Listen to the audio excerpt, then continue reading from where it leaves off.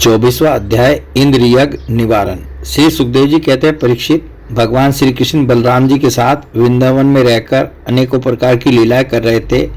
उन्होंने एक दिन देखा कि वहां के सब गोप इंद्र यज्ञ करने की तैयारी कर रहे हैं। भगवान श्री कृष्ण सबके अंतर्यामी और सर्वज्ञ हैं, उनसे कोई बात छिपी नहीं थी, वे सब जानते थे। फिर भी विनयावनत होकर उन्होंने नंद बाबा आदि बड़े बूढ़े गोपों से पूछा, पिताजी, आप लोगों के सामने यह कौन सा बड़ा भारी काम, कौन सा उत्सव आ पहुंचा है? इसका फल क्या है? किस उद्देश्य से, कौन लोग, किन साधनों के द्वारा यह यज्ञ क्या करते हैं? पिताजी, आप मुझे यह अवश्य बतलाइए। आप मेरे पिता हैं और मैं आपका पुत्र। ये बातें सुनने के लिए मुझे बड़ी उत्कंठा भी है। पिताजी, जो संत पुरुष सबको अपनी आत्मा मानते हैं, जिनकी दृष्टि में अपने और पराये का भेद नहीं है, जिनका न कोई मित्र है, न शत्रु और न उदासीन, उनके पास छिपाने की तो कोई बात होती ही नहीं। परंतु यदि ऐसी स्थिति न हो तो रहस्य की बात शत्रु की भांति उदासीन से भी नहीं कहनी चाहिए। मित्र तो अपने समान ही कहा गया है, इसलिए उससे कोई बात छिपाई नहीं जाती। यह संसारी मनुष्य समझे बेसमझे अनेकों प्रकार के कर्मों का अनुष्ठान करता है। उनमें से समझबूझ कर करने वाले पुरुषों के कर्म जैसे सफल होते हैं, वैसे बेसमझ के नहीं। अतः इस समय आप लोग जो क्रिया योग करने जा रहे हैं वह स्वर्दों के साथ विचारित शास्त्रसम्मत है अथवा लौकिक ही है, मैं यह सब जानना चाहता हूँ। आप कृपा करके स्पष्ट रूप से बतलाइए। नंद बाबा ने कहा, बेटा, भगवान इंद्र वर्षा करने वाले मेघों के स्वामी हैं। ये मेघ उन्हीं के अपने रूप हैं। वे समस्त प्राणियों को तृप्त करने वाला एवं जीवन दान करने वाला जल बरसाते हैं। मेरे प्यारे पुत्र, हम और दूसरे लोग भी उन्हीं मेघपति भगवान इंद्र की यज्ञों के द्वारा पूजा किया करते हैं। जिन सामग्रियों से यज्ञ होता है वे भी उनके बरसाए हुए शक्तिशाली जल से ही उत्पन्न होती है। उनका यज्ञ करने के बाद जो कुछ बच रहता है उसी अन्न से हम सब मनुष्य धर्म, अर्थ और काम रूप त्रिवर्ग की सिद्धि के लिए अपना जीवन निर्वाह करते हैं। मनुष्यों के खेती आदि प्रयत्नों के फल देने वाले इंद्र ही हैं। यह धर्म हमारी कुल परंपरा से चला आया है। जो मनुष्य काम, लोभ, भय अथवा द्वेषवश ऐसे परंपरागत धर्म को छोड़ देता है उसका कभी मंगल नहीं होता। श्री सुखदेव जी कहते हैं, परीक्षित, ब्रह्मा, शंकर आदि के भी शासन करने वाले केशव भगवान ने नंद बाबा और दूसरे वृद्धवासियों की बात सुनकर इंद्र को क्रोध दिलाने के लिए अपने पिता नंद बाबा से कहा। श्री भगवान ने कहा, पिताजी, प्राणी अपने कर्म के अनुसार ही पैदा होता है और कर्म से ही मर जाता है। उसे उसके कर्म के अनुसार ही सुख, दुख, भय और मंगल के निमित्तों की प्राप्ति होती है।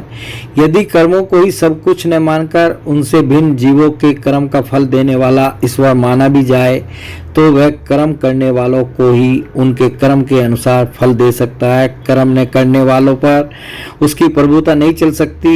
जब सभी प्राणी अपने अपने कर्मों का ही फल भोग रहे हैं तब हमें इंद्र की क्या आवश्यकता है? पिताजी, जब वे पूर्व संस्कार के अनुसार प्राप्त होने वाले मनुष्यों के कर्म फल को बदल ही नहीं सकते तब उनसे प्रयोजन। मनुष्य अपने स्वभाव पूर्व संस्कारों के अधीन है, वह उसी का अनुसरण करता है। यहाँ तक कि देवता, असुर, मनुष्य आदि को लिए हुए यह सारा जगत स्वभाव में ही स्थित है। जीव अपने कर्मों के अनुसार उत्तम और अधम शरीरों को ग्रहण करता और छोड़ता रहता है। अपने कर्मों के अनुसार ही यह शत्रु है, यह मित्र है, यह उदासीन है, ऐसा व्यवहार करता है। कहाँ तक कहूँ, कर्म ही गुरु है और कर्म ही ईश्वर। इसलिए पिताजी, मनुष्य को चाहिए कि पूर्व संस्कारों के अनुसार अपने वर्ण और आश्रम के अनुकूल धर्मों का पालन करता हुआ कर्म का ही आदर करे। जिसके द्वारा मनुष्य की जीविका सुगमता से चलती है वही उसका इष्ट देव होता है। जैसे अपने विवाहित पति को छोड़कर जार पति का सेवन करने वाली व्यभिचारिणी स्त्री कभी शांति लाभ नहीं करती, वैसे ही जो मनुष्य अपनी आजीविका चलाने वाले एक देवता को छोड़कर किसी दूसरे की उपासना करते हैं उससे उन्हें कभी सुख नहीं मिलता।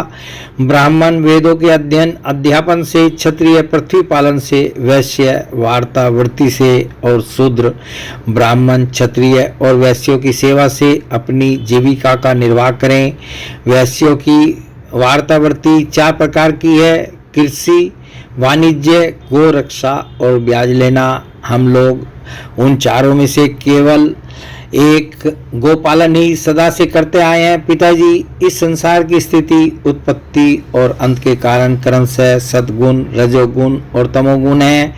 यह विविध प्रकार का संपूर्ण जगत स्त्री पुरुष के संयोग से रजोगुण के द्वारा उत्पन्न होता है। उसी रजोगुण की प्रेरणा से मेघगण सब कहीं जल बरसाते हैं। उसी से अन्न और अन्न से ही सब जीवों की जीविका चलती है। इसमें भला इंद्र का क्या लेना देना है? वह भला क्या कर सकता है?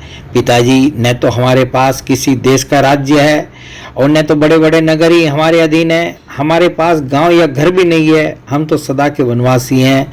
वन और पहाड़ी हमारे घर हैं। इसलिए हम लोग गौओं, ब्राह्मणों और गिरिराज का यजन करने की तैयारी करें। इंद्र यज्ञ के लिए जो सामग्रियां इकट्ठी की गई हैं उन्हीं से इस यज्ञ का अनुष्ठान होने दें।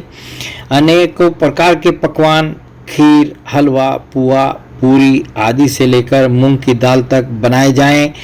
व्रज का सारा दूध एकत्र कर लिया जाए। वेदवादी ब्राह्मणों के द्वारा भली भांति हवन करवाया जाए तथा उन्हें अनेकों प्रकार के अन्न, गोवे और दक्षिणाएं दी जाएं। और भी चांडाल, पतित तथा कुत्तों तक को यथा योग्य वस्तु देकर गायों को चारा दिया जाए और फिर गिरिराज को भोग लगाया जाए। इसके बाद खूब प्रसाद खा पीकर, सुंदर सुंदर वस्त्र पहनकर, गहनों से सजा लिया जाए और चंदन लगाकर गौ, ब्राह्मण, अग्नि तथा गिरिराज गोवर्धन की प्रदक्षिणा की जाए। पिताजी, मेरी तो ऐसी ही सम्मति है। यदि आप लोगों को रुचे तो ऐसा ही कीजिए। ऐसा यज्ञ गौ, ब्राह्मण और गिरिराज को तो प्रिय होगा ही, मुझे भी बहुत प्रिय है। श्री सुखदेव जी कहते हैं, परीक्षित, कालात्मा भगवान की इच्छा थी कि इंद्र का घमंड चूर चूर कर दें।